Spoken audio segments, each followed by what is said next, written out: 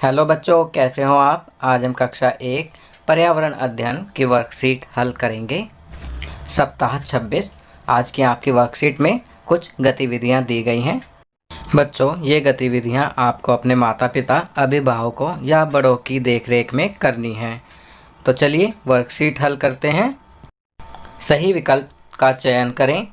यहाँ पर आपको प्रश्न दिया गया है और उस प्रश्न के 3 विकल्प दिए गए हैं। आपको सही विकल्प का चयन करके उस पर सही का निशान लगाना है।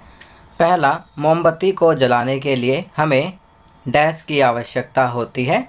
तो यहाँ पर माचिस, पटाखा, स्टोव, तो इनमें से सही विकल्प है माचिस। तो माचिस पर हम सही का निशान लगाएंगे।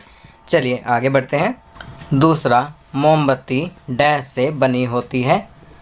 पहला लकड़ी, दूसरा कागज, तीसरा मोम। तो यहाँ पर सही विकल्प है मोम। तीसरा, मोमबत्ती डैश का एक स्रोत है। हवा, रोशनी, सर्दी। तो यहाँ पर सही विकल्प है दूसरा, रोशनी। चलिए आगे बढ़ते हैं।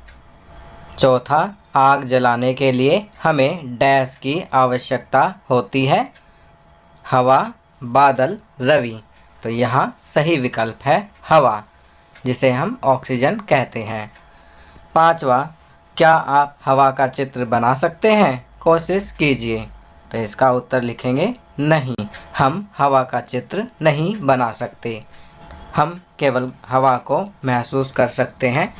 हवा दिखाई नहीं देती, वह केवल अपना स्थान घेरती है, जैसे गुब्बारे के अंदर, टायर के अंदर। इन सब चीज़ों में हवा अपना स्थान घेरती है और उनका आकार बढ़ा देती है। सही विकल्प चुनें। पहला, बर्फ डैश होती है, गर्म, मिठाई, ठंडी। तो यहाँ पर सही विकल्प है ठंडी। चलिए आगे बढ़ते हैं। पानी डैश होता है, मीठा, खट्टा, फीका। तो यहाँ पर सही विकल्प है फीका। तीसरा, ठंडे पानी की तुलना में डैश पानी में अधिक चीनी घुलती है, झील, नल, गरम। तो सही विकल्प है गरम। ठंडे पानी में चीनी जल्दी नहीं घुलती है, चीनी जल्दी घुलती है गर्म पानी में। तो ठंडे पानी की तुलना में गर्म पानी में अधिक चीनी घुलती है। चलिए आगे बढ़ते हैं। हमें डैश के लिए पानी की आवश्यकता है। तो यहाँ पर विकल्प दिए गए हैं पीने, गंध, खाने। तो सही विकल्प है पीने। हमें पीने के लिए पानी की आवश्यकता होती है। चलिए आगे बढ़ते हैं। जीवन कौशल सप्ताह 26। समस्या के समय में सहायता कैसे प्राप्त करें? पुलिस, अग्निशमन विभाग, बाल कल्याण समिति आदि से संपर्क करें। दिन प्रतिदिन के जीवन में किसी भी समस्या का सामना करना पड़ सकता है। हमें प्रतिकूल परिस्थितियों में खुद को शांत रखने के बारे में जागरूक होना चाहिए और समाधान के लिए सकारात्मक दृष्टिकोण रखना चाहिए। किसी विशेष समस्या से निपटने के लिए समस्या को सुलझाने के कौशल और जानकारी की आवश्यकता होती है। चलिए आगे बढ़ते हैं। आपको समस्या के मामले में इन नंबरों संसाधनों का उपयोग करना चाहिए। ऐसे नंबरों के साथ कभी भी मजाक ना करें, अन्यथा आप इसके लिए जवाबदेह होंगे। बच्चों, हमारी समस्या के समाधान के लिए सरकार ने कुछ नंबर दिए गए हैं, जिन पर डायल करके हम अपनी समस्या का समाधान कर सकते हैं। परंतु हमें कभी भी इन नंबरों पर मजाक नहीं करना चाहिए, अन्यथा हम इसके लिए जवाबदेह होंगे।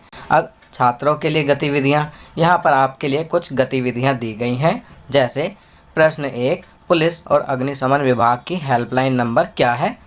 तो आपको मालूम ही होगा, पुलिस के लिए हम 100-100 नंबर डायल करते हैं और अग्निशमन फायर ब्रिगेड के लिए 101-101 101 कहते हैं, जिसे डायल करते हैं।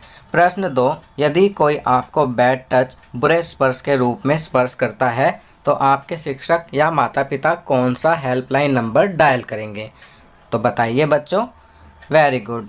तो यहाँ पर हम उत्तर लिखेंगे चाइल्ड हेल्पलाइन नंबर 1098 1098, जिसे 1098 भी कहा जाता है।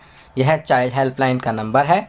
इस नंबर को डायल करने के बाद बच्चों को सहायता प्रदान की जाती है। तो बच्चों ये वर्कशीट यहाँ कंप्लीट होती है। अगर यह वीडियो आपको अच्छी लगी तो इसे लाइक एंड शेयर ज़रूर करें। अन्य विषयों पर बने हमारे लेटेस्ट वीडियोस को देखने के लिए चैनल को सब्सक्राइब करना ना भूलें और देखते रहिए हमारा channel knowledge kingdom. Thank you.